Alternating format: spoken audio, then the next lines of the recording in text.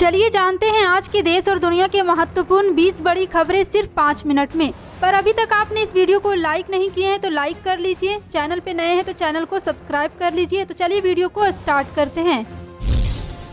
और आप किस राज शहर से न्यूज को देख रहे हैं कमेंट में जरूर लिखिए। हिमाचल प्रदेश कांग्रेस कमेटी की नवनियुक्त अध्यक्ष प्रतिभा सिंह कुछ ही देर बाद पद संभालने जा रही। शिमला के चौड़ा मैदान में उनका अभिनंदन समारोह चल रहा। इस दौरान स्टेज पर चढ़ने को लेकर कांग्रेस कार्यकर्ताओं में अफरा तफरी मची रही। स्टेज से बार बार बोलने के बाद कई कार्यकर्ताओं को नीचे उतारा जा सका। अभिनंदन समारोह में राज्य के 6 बार के मुख्यमंत्री स्व वीरभद्र सिंह की फोटो पर पुष्पांजलि अर्पित की है। अभिनंदन समारोह में प्रदेश भर से कांग्रेस कार्यकर्ता पहुंचे। प्रतिभा सिंह की ताजपोशी से कांग्रेस कार्यकर्ता उत्साहित है।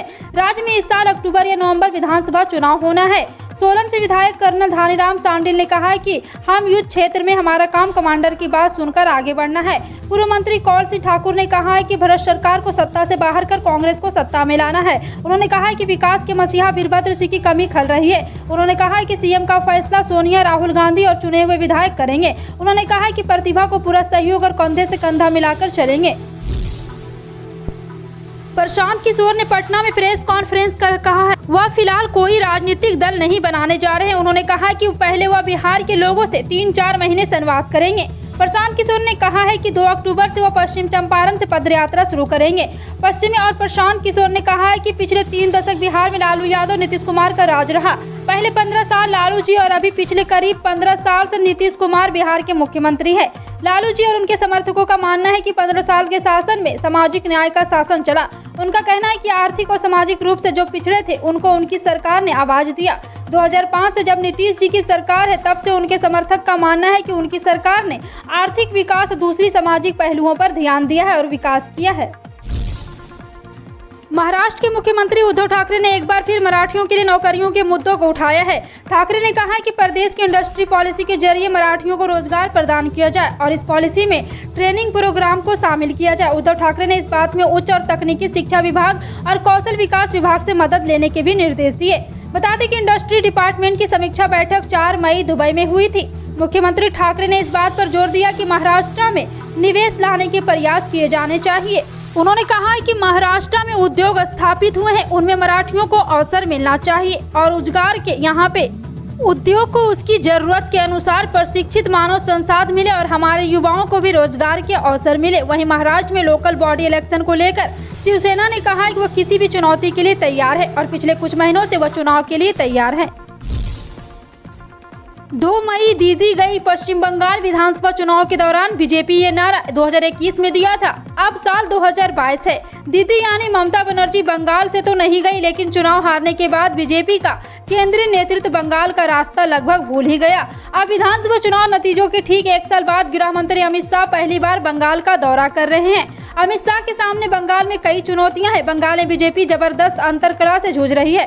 दिग्गज नेता पार्टी छोड़कर ममता के खेमे में जा रहे हैं। इस लिस्ट में मुकुल राय, बाबुल सुप्रियो जैसे बड़े नाम शामिल है। कई विधायक पार्टी छोड़ चुके हैं। इन चुनौतियों से निपटने बीजेपी के रणनीतिकार और मैनेजमेंट गुरु अमित शाह गुरुद्वार को बंगाल पहुंच गए हैं।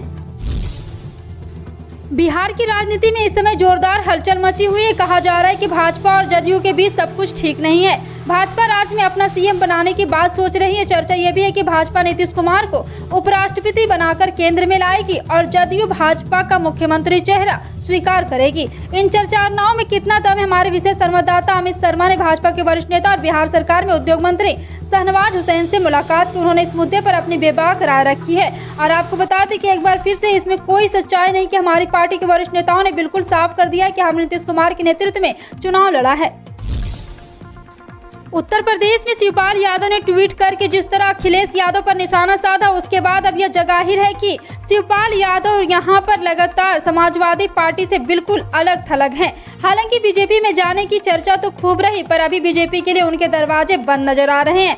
ऐसे में अब सियासी गलियारों में चर्चा इस बात की है कि शिवपाल यादव उत्तर प्रदेश में 2024 के लोकसभा चुनाव से पहले नया मोर्चा बना सकते हैं। शिवपाल यादव ने ईद के मौके पर जिस तरीके से ट्वीट किया, उसमें हर एक शब्द अखिलेश यादव पर कटाक्ष कर रहे थे। केंद्र सरकार देश के गरीब वर्ग के लोगों के लिए तरह तरह की स्कीम लेकर आती रहती है। इस स्कीम के जरिए सरकार लोगों को आर्थिक और सोशल सिक्योरिटी देती है। ऐसे ही इस स्कीम का नाम प्रधानमंत्री स्ट्रीट वेंडर आत्मनिर्भर योजना है। इस स्कीम की शुरुआत 2 जुलाई 2020 में की गई थी। इस स्कीम के जरिए 24 मार्च 2020 से पहले रेहड़ी पटरी लगाने वाले लोगों को सरकार लोन की सुविधा देती है या लोन की गारंटी फ्री करती है। पहले इस लोन की समय सीमा मार्च 2022 तक तय की गई थी, जिसे बढ़ाकर अब दिसंबर 2024 तक कर दिया गया है। कोरोना महामारी की शुरुआत के बाद देश में मार्च 2020 में लॉकडाउन लगा दिया गया था। इसका सबसे ज्यादा असर मजदूरी करने वालों और रेहड़ी पटरी चलाने वालों पर पड़ा था।